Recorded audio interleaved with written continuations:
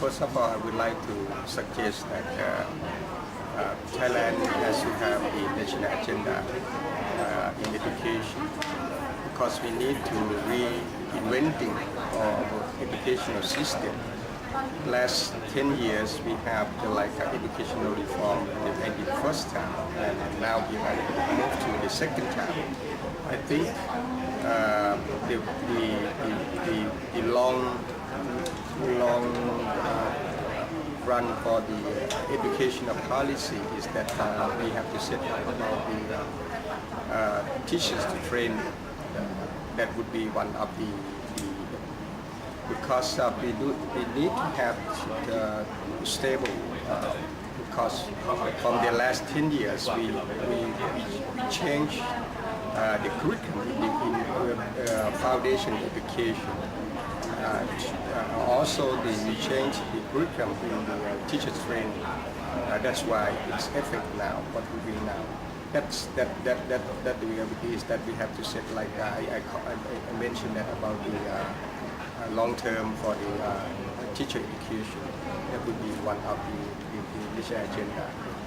The second one we have urgent policy that would be how to improve the quality of education now, the student who complete their high school, the junior high school. That's the way that we found that we have lots of problems with the products of the foundation education or basic education. Also for example, the problem of teachers, the lack of the teacher in science and maths. I think this problem we can solve like a 4+1. We don't need to produce the teachers student for 5 years or 6 years, like we mentioned that. You graduate from bachelor degree in maths, and then you got a good grade, and the government just provide the fund or the budget for them to come to train for 1 year. That we have been that before. That we get the lack of teacher in math and science or in English within 1 year, thousands of the students. We don't need to spend 5 years or 6 years to do that. That's the urgent problem that we have to do that for improve in the basic education. For the higher education, that I think all the university has to reinventing their system, because now we have lots of problems with the lack of the quality of the graduate student. That's why our teaching and learning have to be reinvented. Anything else would you like to tell the political Well, like I mentioned before, the policy of education has to be long term, not the short term. So that's why I would like to ask the politics or whatever, in senior administrator of the Thai and any party, please see that education has to set up like a long term. We need the continuum of education. The short period is not going to work. That's why we have a problem now. Well, start with the fact findings. Make sure that we agree among all parties concerned that where are we now? I mean, at what level that our education system stand by using the benchmark or testing from various, for example, from PISA, which is more or less very well accepted among the OECD countries, or even our own ONET or whatever it may be.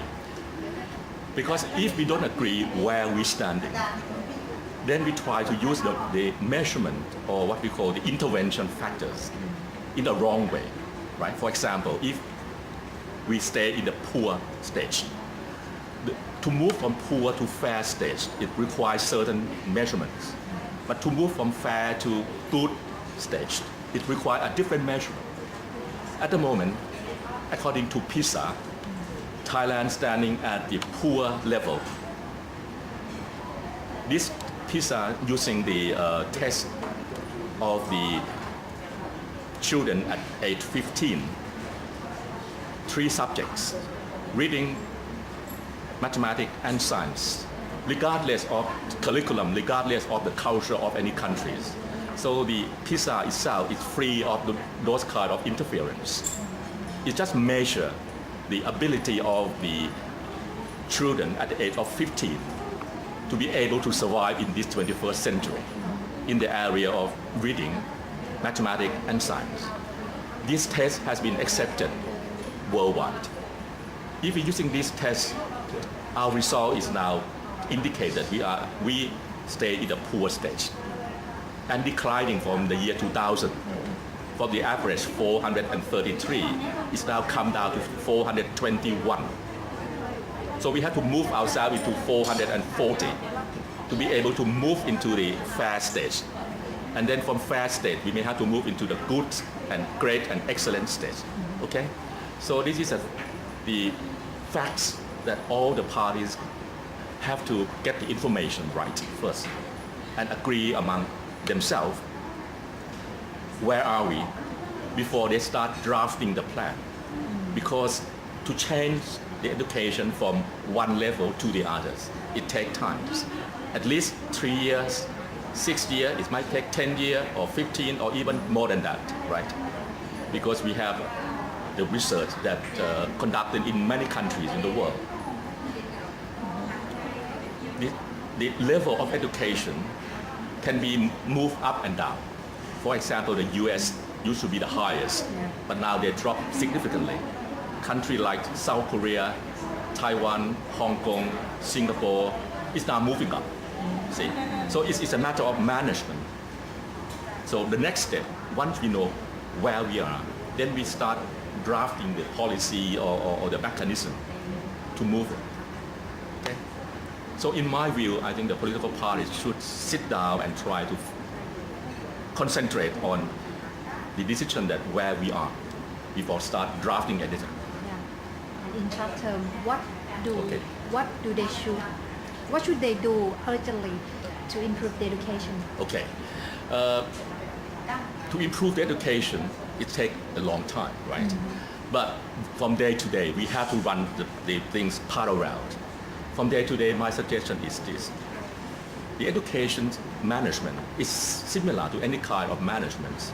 There are 3 components: input, process, and output.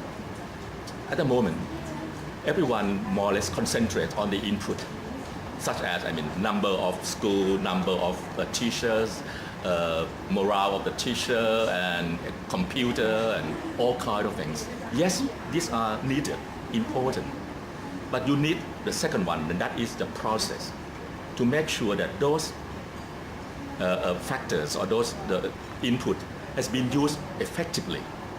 For example, if you have a very good teacher who has a very good knowledge, good attitude to teach, but if at that time the student is not ready, no knowledge enough, still hungry, and at that moment there is no equipment, no curriculum that proper, so the teacher cannot do anything. So you need the management to make sure that these 3 factors ready at the same time: the teacher, the student, and the environment, meaning all kind of curriculum and so on and so forth. So this is the urgent things that each political party should spell out what they're going to do. In Thailand, we have a special case. We have too many what's called small school. Small mean is with the student less than 300. If you have a small school, at the moment there are about 20,000 plus small schools spreading around all the countries. We may have to manage and make sure that how can we make the student, the teacher, and those schools more effectively. It doesn't mean that we have to close the school. It's just to make the management to prove that you have 3 things at the same time. When I talk about the small school, I don't mean the school on the hill, school on the island or in the far away. That have to be a small school because it's geographically difficult. That have to be treated in the special case. but those have about 400 or 500 schools only.